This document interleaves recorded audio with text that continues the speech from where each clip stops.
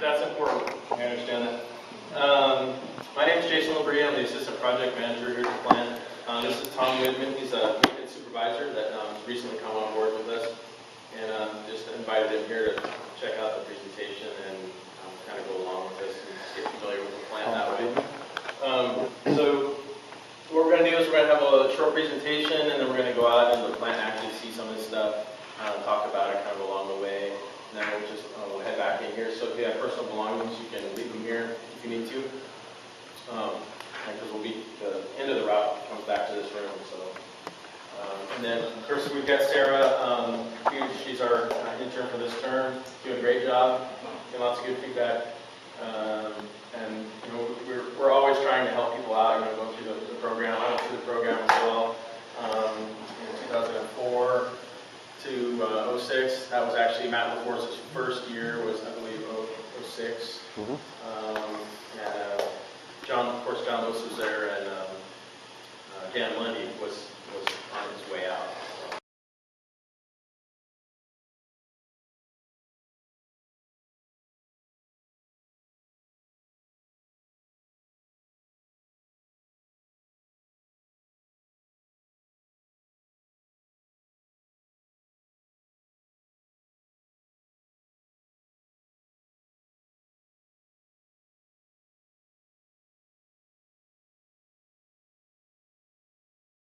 And it's only going to work if the guys have a really good handoff where they get here a little bit early, check in with the operator, and then the other guy can roll.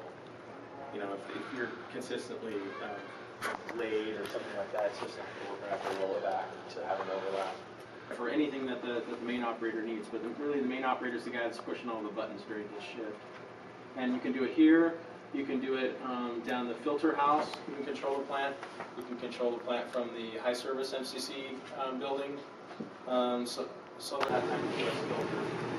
So Gilly was on site very early, helping with the startup and everything. But to answer your question, in another community.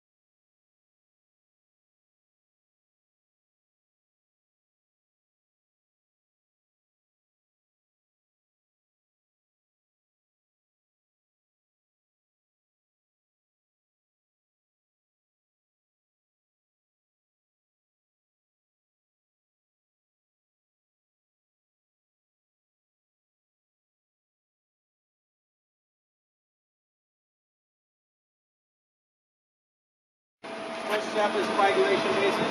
Goes to injection underneath the building. Comes under the wall into maturation. Goes over a little half wall into the clarification or sedimentation step. That's the last stop before it goes to ozone.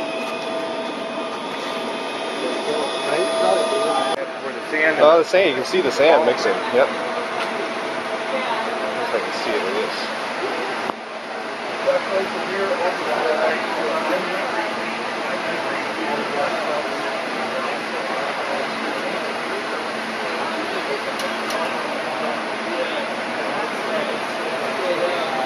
the water's moving pretty good. It's yeah, all being pumped up. Yep. Mixing real fast, right? From coagulant, that first real quick mix.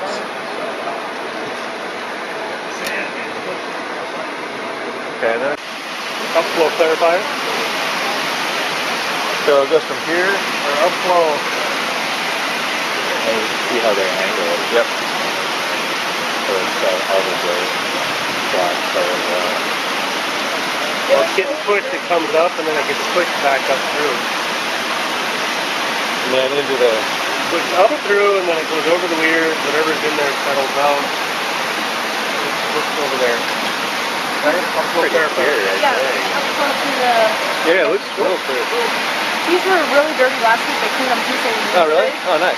But it was so dirty that the solids were coming through the... Oh, they're coming, and okay. over into the Right through, okay.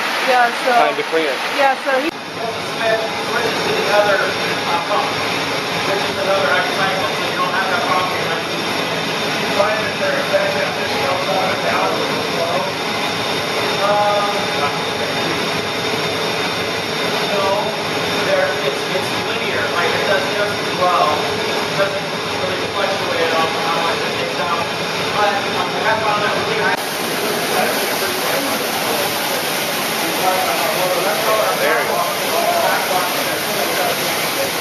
The top of the decking is just part of the off gas from the ozone destruct. So we put it through a Carolite filter, heat it up to 100 degrees, and that destroys it back to oxygen.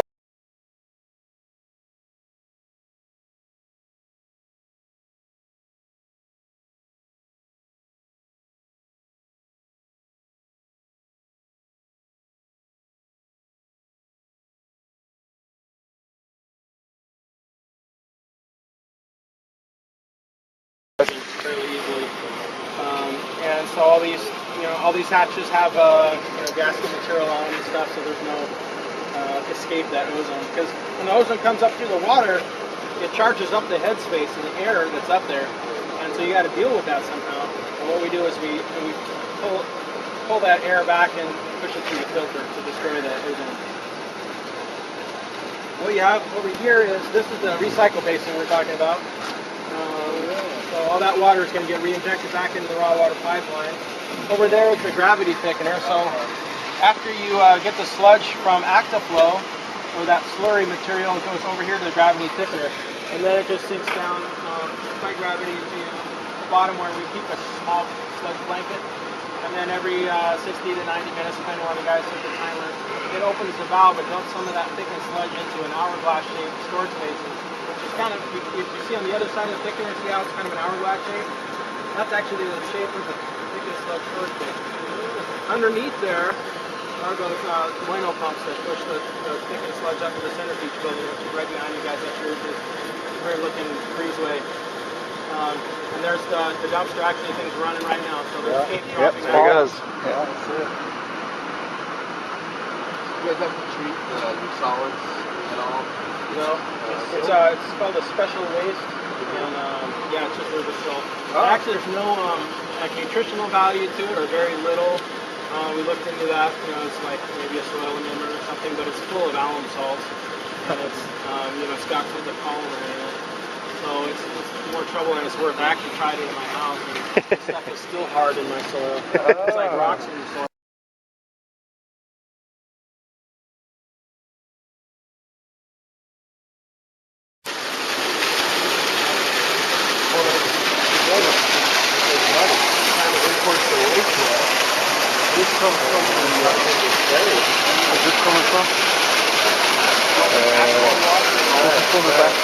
Yeah. Well, they get quite a bit. That's a lot of water. That's a lot of water, backflow. If they do that every 50 hours? Well, we're talking bigger plant now, so. Oh, this is a cool plant here. I like it. Nice and clean. Yeah. Walls along down here, so don't stick your hands over your face over it to look.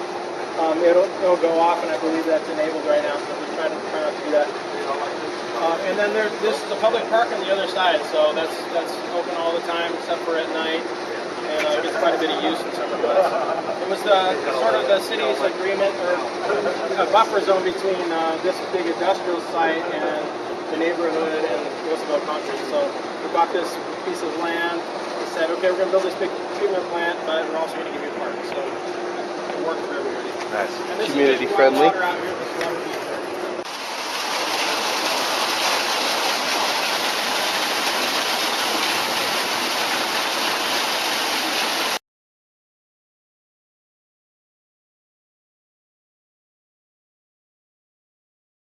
All the time, and the level level sensor looks at the level and says, okay, I want to maintain 6.4 feet for optimal performance.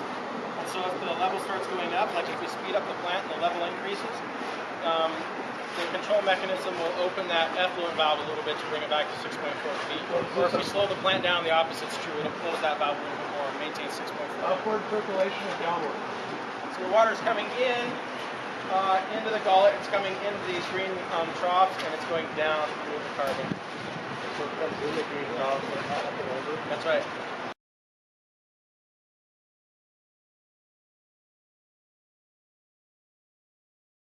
Green channel and down. Comes in there. Comes in there. Through the green, into yep. the green.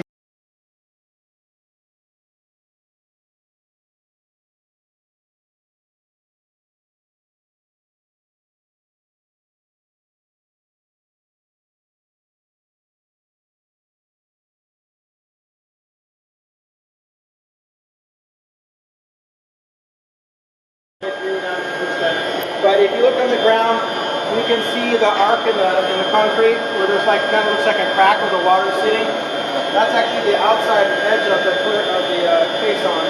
You can extend that out with your eye. It actually goes out beyond the walls of the building. And these are the 200 horse vertical turbine pumps. All our instrumentation for raw waters along this wall. We've got more pedestals for more pumps. And those flanges over there in the corner kind of lets you know how big the intake pipeline is.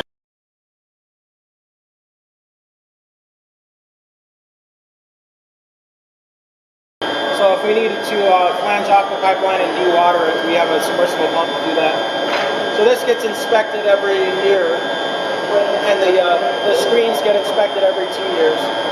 They go down there and cut off the logs and everything, and send it back down there. So that's how big the pipe is? Wow. 72 inch. 6 foot. That's the intake. Yeah, this is all intake. What's with the ladder? It's the caisson right here. No.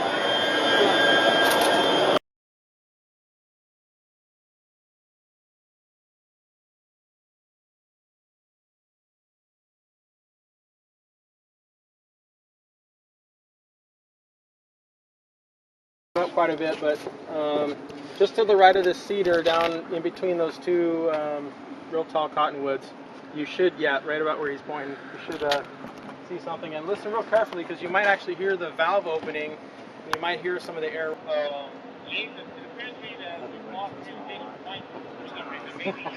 Suspense is building up. Copy that. Let's try a relay, because I Stop putting bets on when it goes off.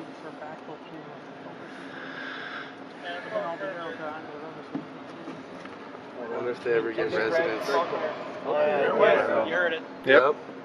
The bottle. Bottom one ready. There it goes. Oh, look at that. Wow.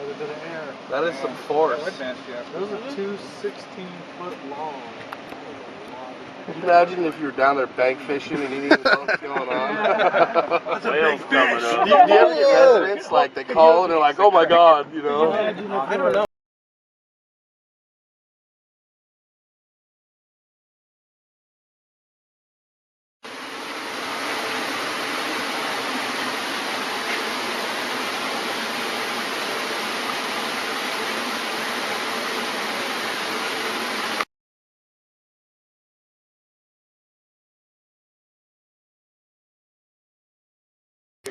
And if you've got that, they know that you're not an idiot, and they know that you're going to come in and you're going to know your stuff. So you recommend 2 years? I Because we have a lot of talking about, oh, let's just do the 1 year. And, well, you get in a job faster. right. Yeah. But you know, it's something on paper that's actual in AAS. Some of these job descriptions they want. Right. That's good to hear. Yeah. Absolutely. I would push them in that direction. Good. All right. Yeah.